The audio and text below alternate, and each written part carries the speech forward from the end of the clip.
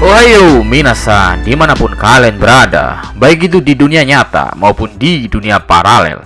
Kembali lagi dengan Mimin Mr. K di channel Oni Project. Oke, di video kali ini Oni Project akan membahas tentang 7 misteri besar One Piece yang akhirnya terungkap setelah memasuki manga One Piece Arc Edgehead.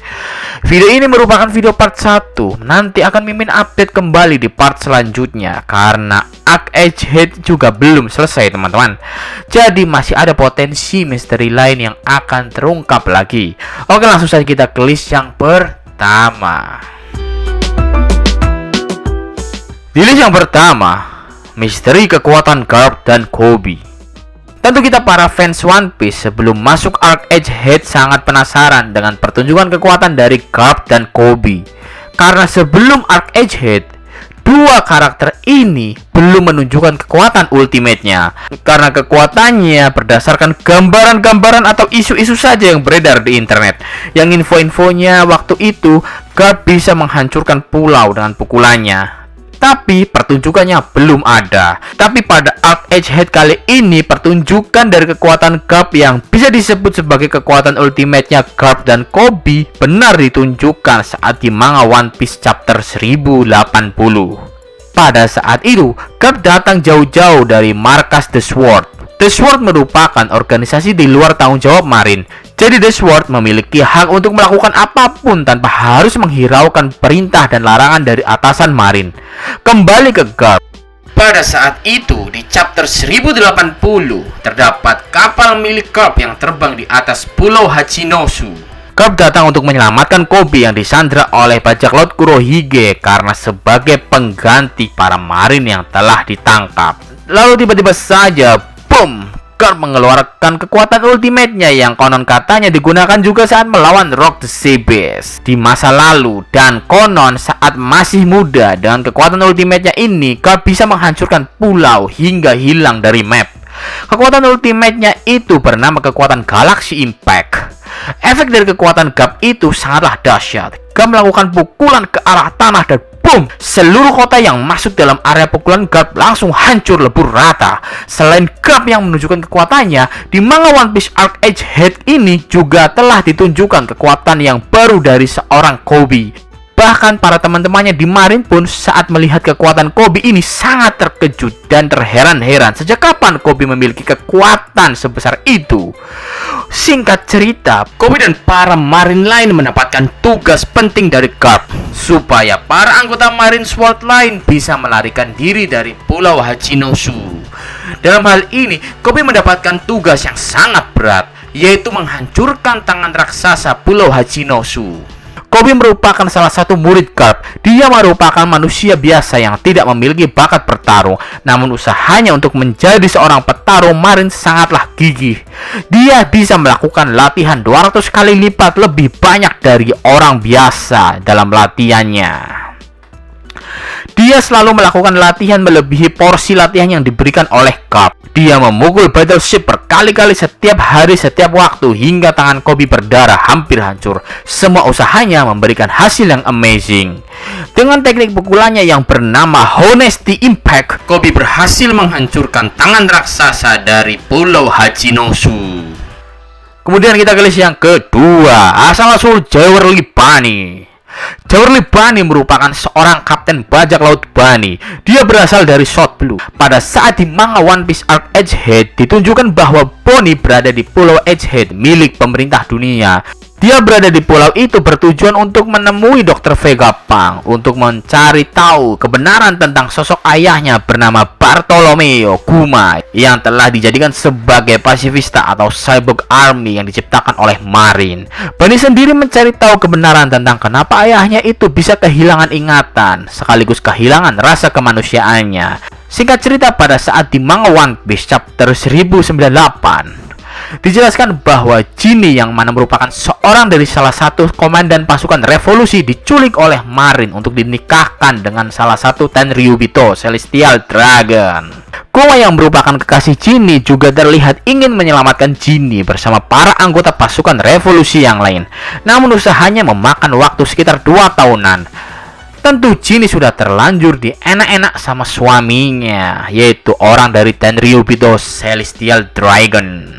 Saat Kuma bertemu kembali dengan Ginny terlihat sedang bersama anaknya, yaitu Jewelry Bunny. Dengan demikian, bisa kita simpulkan bahwa karakter Jewelry Bunny merupakan anak dari hasil enak-enak antara Ginny dan Tenryubito Celestial Dragon. Selain itu, terlihat juga bahwa Ginny mengalami sakit parah.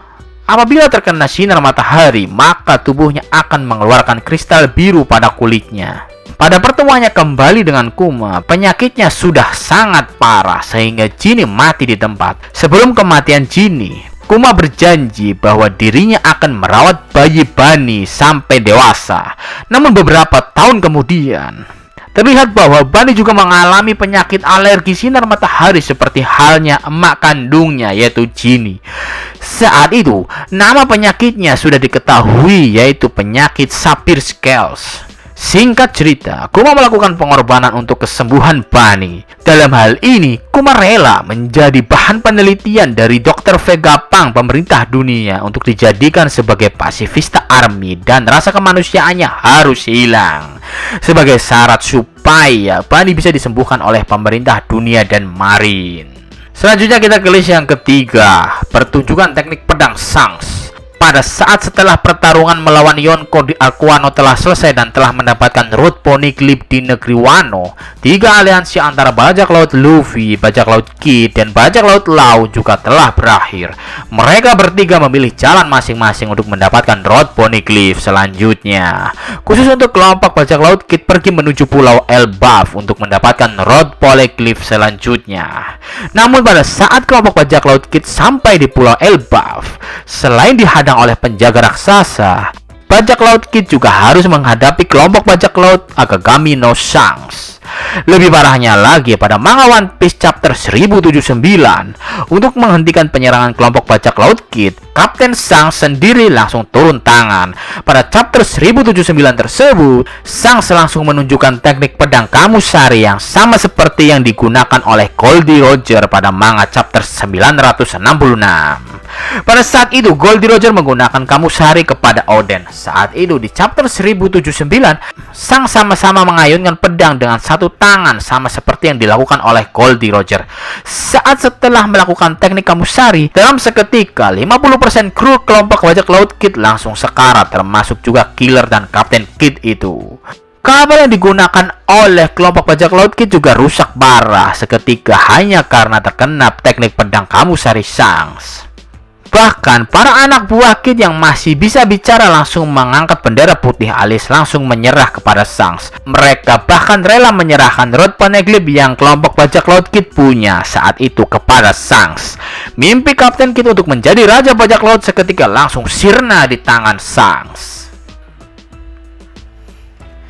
Kemudian di list yang keempat, tragedi referee. Pada manga One Piece Arc Referee chapter 903, dimulainya pertemuan antara 50 raja besar di dunia. Namun pada manga One Piece 925 terdapat kabar beredar tentang Sabo yang telah membunuh Raja Alabasta yang bernama Cobra di tengah event referee. Dan ada juga berita Sabo mati. Tentu hal tersebut akan menjadi banyak pertanyaan bagi para fans One Piece pada saat itu. Karena seperti yang kita ketahui bersama, bahwa saat itu sebenarnya Sabo hanya memiliki tujuan untuk menyelamatkan Kuma yang telah menjadi budak Tenryubito. Nah, tiba-tiba saja beritanya Sabo membunuh Cobra dan ada juga berita Sabo mati. Tentu karena hal tersebut, pada bertanya-tanya dong, apa yang sebenarnya terjadi di event referee itu? Apakah benar Sabo membunuh Cobra? Oke, semua misteri itu telah terungkap saat mulainya manga One Piece chapter 1082 sampai 1085 pada Arc Edgehead. Pada saat itu, Sabo telah kembali ke pasukan revolusi setelah sebelumnya banyak isu jelek tentang Sabo. Dalam pertemuan Sabo, Dragon, dan Ivankov, Sabo menceritakan semua yang sebenarnya terjadi di referee. Yang pertama, kemunculan sosok Imusama. Yang kedua, Raja Alabasta Cobra telah tertangkap dan dibunuh oleh Imusama dan para anggota tetua Gorosei.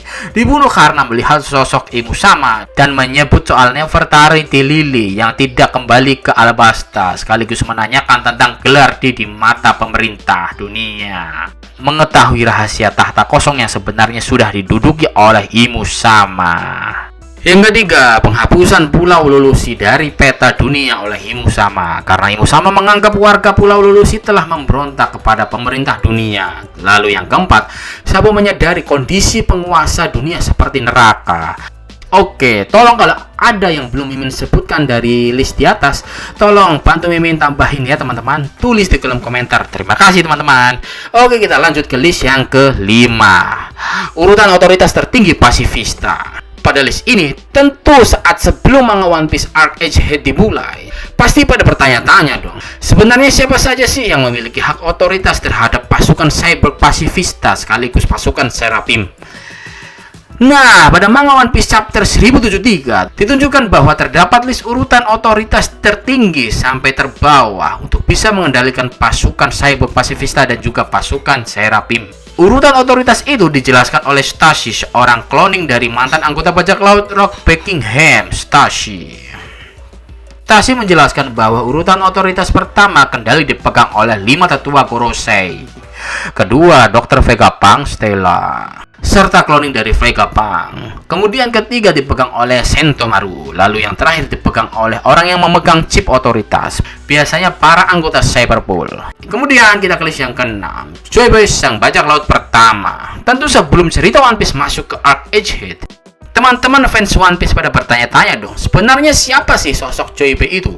Bagaimana orangnya dan bagaimana kelakuannya? Sebenarnya apa yang dilakukan di masa lalu dan apa tujuannya? Pasti dong kalian pada tanya-tanya begitu. Ngaku kalian, ngaku. Oke, dilanjut. Pada manga One Piece chapter 1115, pada saat itu terlihat Stella atau Dr. Vegapunk sudah diambang kematian. Saat itu sebelum kematiannya, sebelum jantungnya berhenti berdetak, Dr. Vegapunk memberikan berbagai pengumuman penting melalui denden mushi yang tersebar di seluruh dunia. Bahkan negeri tersembunyi Wano juga ikut terdengar siaran dari suara Vegapunk tersebut. Dalam siarannya, salah satu yang dibicarakan adalah sosok dari seorang Joy Boy. Dalam siaran itu, Dr. Vegapunk menjelaskan bahwa Joy Boy merupakan seorang bajak laut pertama di dunia. Dia merupakan seorang bajak laut yang di masa lalu melakukan peperangan melawan organisasi pemerintah dunia yang berisikan koalisi antara 20 kerajaan berbeda. Konflik antara mereka belum bisa dipastikan, namun Dr. Vegapunk memastikan bahwa konflik akibat perbedaan antar kedua belah pihak. Faktanya, pada peradaban 900 tahun yang lalu, teknologi lebih maju dibandingkan masa saat ini di One Piece. Senjata yang digunakan di masa lalu itu lebih canggih dibandingkan saat ini. Kekalahan Joy Boy merupakan kekalahan yang terjadi pada abad ke-8. Menurut Vegapunk, dunia di mana masa Joy Boy hidup telah tenggelam dan selanjutnya akan dibahas di list yang ke-7. Kemudian di list yang ke-7, dunia akan tenggelam. Pada list ke-7 ini bisa dikatakan ini bukan misteri yang kita fans One Piece pertanyakan sebelum terjadinya Arc Edgehead, karena ini merupakan prediksi dari hasil penelitian terhadap terjemahan poneglyph yang dilakukan oleh Dr. Vegapunk. Dan Dr. Vegapunk pun menjelaskannya pada saat baru-baru ini di chapter 1113 sampai di chapter saat dia mati dan berhenti menjelaskan segalanya nanti. Melalui siaran denden mushi di seluruh dunia, pada siaran Dr. Vegapunk menjelaskan bahwa dunia akan segera tenggelam ke dalam lautan. Sontak, mayoritas orang yang mendengarnya langsung tertawa tanpa henti seperti orang gila. Lalu herannya, kenapa orang-orang pada tertawa kepada bacotan Dr. Vegapunk itu?